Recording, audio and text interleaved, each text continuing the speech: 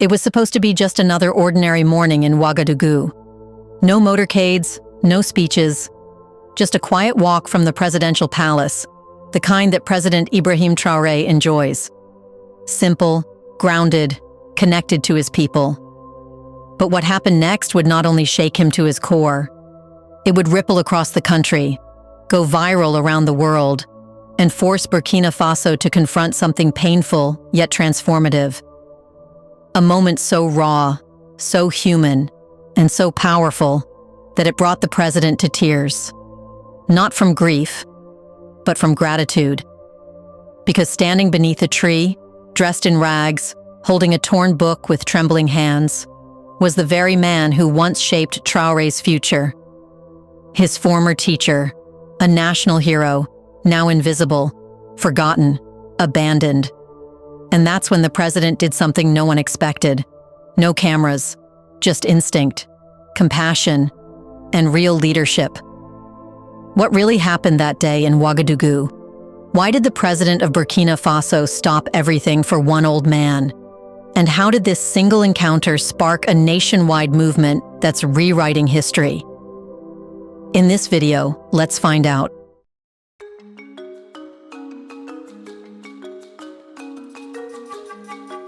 It was a still golden morning in Ouagadougou, the kind of morning that carries the scent of earth and the calm hum of a city slowly coming to life. President Ibrahim Traoré, fresh out of a high-level meeting at the presidential palace, made a choice that would reshape the nation's soul. Instead of heading straight back to his guarded residence, he decided to walk, alone. No cameras, no security fanfare, just the dust beneath his shoes and the quiet streets of the capital he so dearly loved. These walks were sacred to him. They weren't political gestures, but moments of reflection. He wanted to stay connected to the everyday lives of his people, not from behind a bulletproof window, but from the ground, where stories are lived and where power can hear pain if it chooses to listen. As he strolled through one of the city's busiest squares, his gaze was pulled toward a quiet corner under the shade of a tree. There, sitting alone on a makeshift bench made of wooden crates, was an elderly man. His clothes were worn and faded, his sandals cracked, and his back slightly hunched from the burden of age. Yet in his hands was an old, dog-eared book, and he read it with the kind of careful attention that made the world around him disappear. The sounds of street vendors, car horns, and chattering pedestrians seemed irrelevant to him. For Traoré, that moment froze. There was something oddly familiar about this man. The way he turned the pages, the poise in his posture, despite the hardship clearly written across his face. He stepped closer, and suddenly, it hit him with a rush of memory so vivid it almost hurt. It was Professor Adama, the same man who had once stood at the front of his high school philosophy class, fire in his voice, ideas in his eyes, challenging a generation to think, to question, to believe that they were more than the world had told them they could be.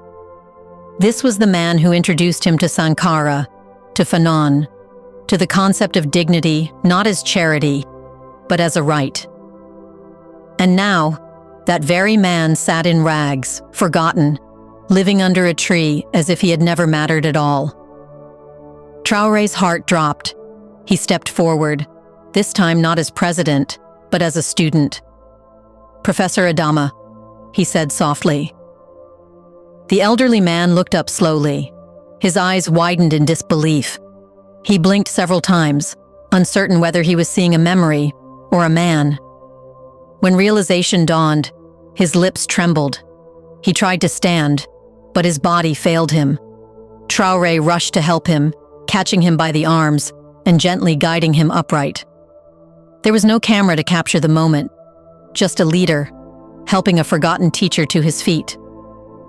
"Mr. President," Adama murmured, visibly embarrassed. "I didn't expect—" "Don't call me president," Traoré interrupted, voice thick with emotion. "To me, you will always be my teacher." Adama lowered his gaze, as if ashamed of the condition he had been found in. "Things have changed, Ibrahim. I'm no longer the man you knew." "You will never stop being the man who taught me the value of dignity," Traoré replied, still holding the professor's frail hands. "But how did this happen? How did you end up here?" For a moment, Adama hesitated, the shame too great. But eventually the words came out, painfully slow and heavy. He explained that his home had been lost to debt. His pension, once enough for a modest life, now barely covered the cost of food. He had tried to keep teaching, offering private lessons to neighborhood children, but his health had deteriorated. His eyesight had worsened, and the energy he once had was no longer there. Traoré listened in silence, the weight of anger and sadness building in his chest. This wasn't just a tragedy, it was an indictment, not just of a broken pension system, but of an entire society that had somehow allowed its greatest minds to die poor and unacknowledged. Adama wasn't the exception. He was the evidence. Without another word, Traoré gently helped the professor into a nearby presidential vehicle. As they drove through the streets, the young president sat quietly beside the man who had once taught him to speak truth to power. His jaw clenched, not out of pride, but out of fury, at a system that chewed up its builders and left them to rot when their usefulness was spent. Before we continue further, tell us, are you enjoying the video? If yes, please like and share the video and subscribe to our channel to watch more videos on Black Africa. Let's continue now. Then suddenly, with the resolve of someone who had made up his mind, he told the driver to pull over at the nearest bank. When they entered, the atmosphere changed immediately. Employees froze. Customers stopped mid-transaction. The bank manager, a sharply dressed man named Sustin, rushed to the front in visible shock.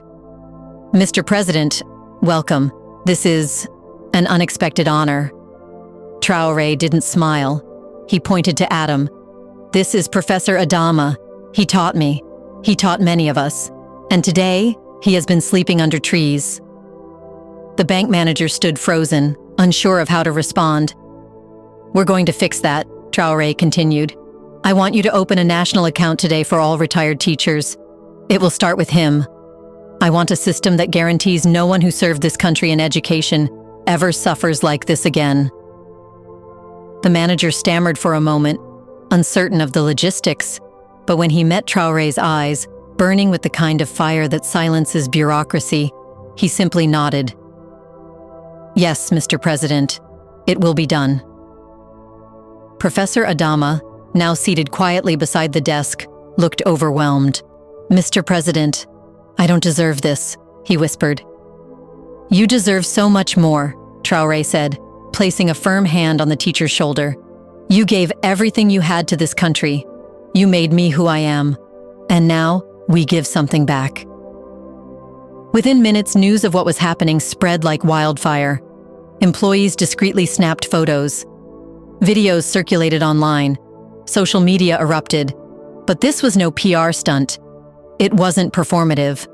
What the country had witnessed was not political theater. It was leadership born from memory and pain. That same night, Traoré held a press conference. Standing next to Professor Adama, now cleaned, fed, and dressed with dignity, he announced the Appreciation of Unsung Heroes program, a government initiative that would provide additional financial support, healthcare, and recognition for retired teachers, nurses, farmers, and other civil servants who had been overlooked for far too long. "This is not a gift," Traoré told the nation. "It's a long overdue correction of a national sin." Across the country, elderly educators like 74-year-old Madame Fatou in a small rural village received new pension notices, free access to medical care, and hand-signed letters from the presidency thanking them for their service. Some wept, some laughed. All of them felt seen. International media outlets covered the story with surprise. They called it a lesson in moral leadership, where when others make promises, Traoré delivers redemption. Even political analysts who had once been skeptical of the young captain were forced to admit something extraordinary was happening in Burkina Faso. Weeks later, at a public ceremony held in Ouagadougou's central square, Traoré took the stage once again, not in military uniform, but in simple traditional wear. Professor Adama sat in the front row, healthier, more vibrant, and surrounded by fellow retirees who had lived to see the nation thank them. Traoré's speech was simple, but unforgettable.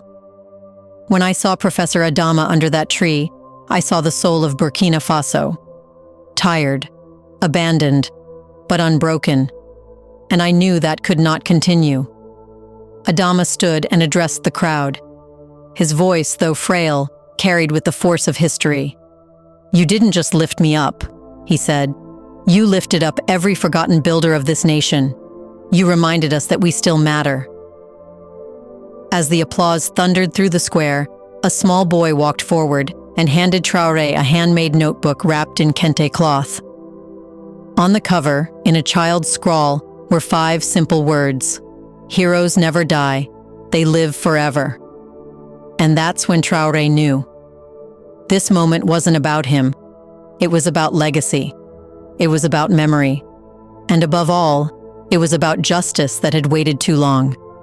Because in the Burkina Faso of Ibrahim Traoré, no hero is left behind. What do you think Ibrahim Traoré should have done to honor his former teacher? Isn't it true that the teacher should have been proud to see his student not only ruling the country, but also making the entire African continent powerful? In the comment section below, share your thoughts on Ibrahim Traoré's governance and especially his personality. Do you want to watch more videos like this one? If yes, subscribe to our channel and press the bell icon next to it. We bring videos on Black Africa, its history, rich arts and culture, and things the world should know about. Thanks for watching, and until the next video, stay tuned.